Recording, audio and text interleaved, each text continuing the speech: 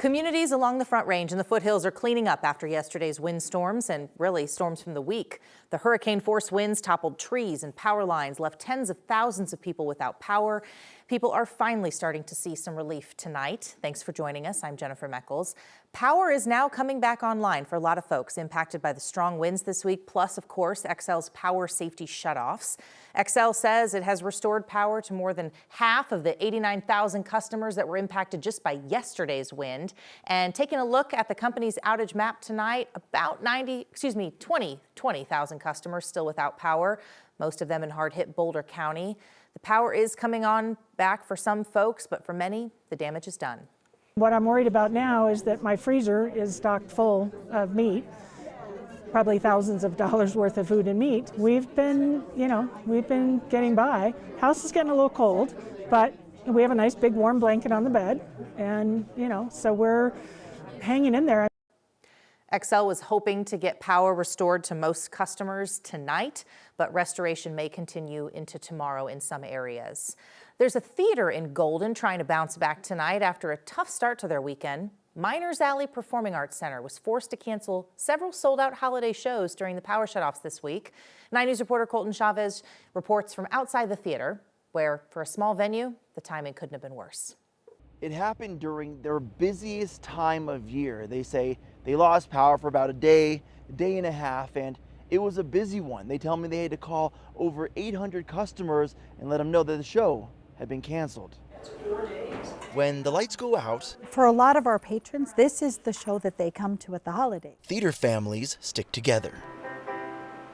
We're also married to each other. Len Matteo and Lisa DeCaro say it's hard to run the theater without any power.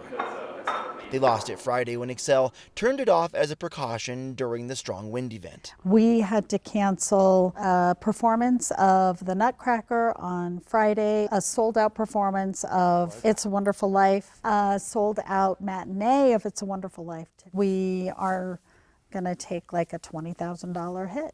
As a nonprofit, the impact from the shutoffs go beyond the ticket sales. The shows we do this time of year pay for the shows we do the rest of the year. Making the mantra, the show must go on, hard to live by. Can we get people into the building and use flashlights? What can we do? And the problem is it's about safety. Len and Lisa thought it was safe to assume they'd get their power back before the end of the weekend. I said, I guarantee you, we told our patrons we would tell them by 11 a.m. if we were going to cancel the matinee. And then I said, and I guarantee you at 12 noon the power is going to go back on. And certainly right around there is when it went right back on. That meant scrambling to make Saturday night's 7:30 show a possibility. You would think that they would say, this is going to happen and it's going to happen regularly. You should be ready for something like this as opposed to one day's notice. But even when the lights go out, for this performing arts center in Golden, families stick together, they do. And our patrons are part of our family, our employees, everybody. It's all one big Miners Alley family. And talking a little bit more about family, the Performing Arts Center tells me a lot of the customers they called whose shows were canceled, they donated that ticket price back to the center. In Golden, Colton Chavez, 9 News.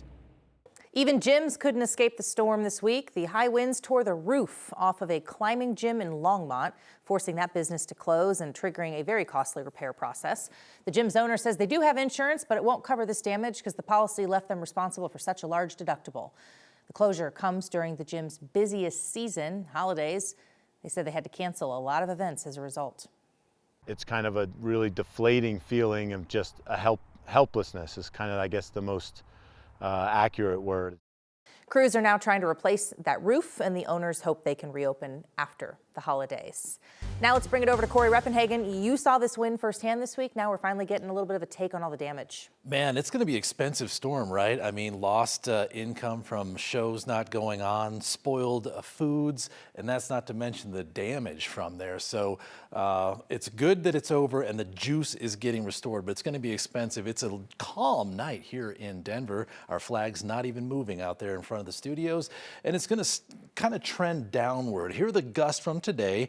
This is actually a step down here. No gusts over 80 miles per hour, and all of these top gusts in the high country. So things are looking better for us, and we're going to stay a little bit calm and breezy as we go through the next 5 days here in Denver. The snow showers here on satellite and radar starting to wrap up for tonight. So your drive in and out of the high country tomorrow morning is looking pretty good, and there will be a little bit of fresh powder up there waiting for anybody who's willing to go up there and get on those lifts. Here's the next 3 days here across the Denver metro area. 60 degrees, warm and breezy tomorrow here in Denver. And then we'll be chasing record heat here on Monday. The record is 70. It looks like we're going to have no trouble breaking that. So 70 degrees for your Monday. And we're going to stay mild and dry as we go through the entire Christmas week.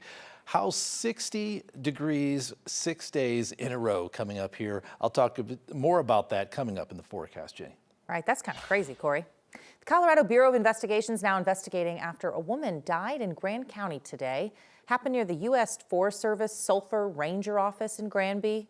A witness reported a disturbance outside the office and then told authorities that person saw two men placing a woman into a vehicle. CBI says the witness watched one of the men drive the woman to an emergency room. CBI says that woman sustained serious injuries. She later died. She was 38 years old and lived in Granby, but her cause of death is still under investigation. Authorities have yet to release any more details about what exactly happened. 7 people have been charged for their role in an identity theft ring in Colorado. The indictment alleges that starting back in September of 2024, members of this group would steal vehicles, mail, and commit burglaries with the intent of taking IDs and personal information. The group would also use AI tools to spoof or manipulate digital IDs like the ones you see on the My Colorado app. The Denver prosecutor's office, the DA's office, says the identity theft ring racked up at least $175,000 in fraudulent losses. A federal judge in Denver is now pumping the brakes on enforcement of a new state law that would require retailers to place warning labels on gas stoves. So this law requires retailers to add labels warning about the impact gas stoves have on air quality. And that was all supposed to take effect on August 6th.